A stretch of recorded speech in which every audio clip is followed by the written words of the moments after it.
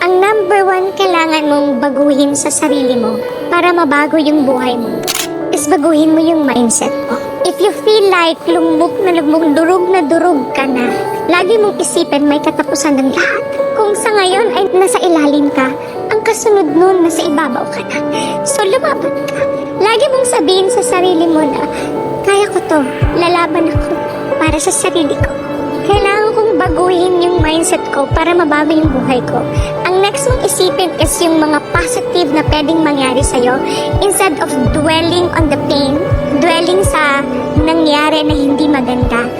Focus on the positive things na pwedeng mangyari sa'yo. Manifest things. If you like to have a great relationship, a great partner, pray about it, manifest it, and it is done. Huwag mong isipin na hindi mangyayari yun. Huwag mong isipin na imposible yun because walang imposible sa taong naniniwala sa Panginoon. If you want a job, if you want to have money, pray about it, manifest about it, and see for yourself na in due time, lahat ng hiniling mo, lahat ng minanifest mo, mangyayari.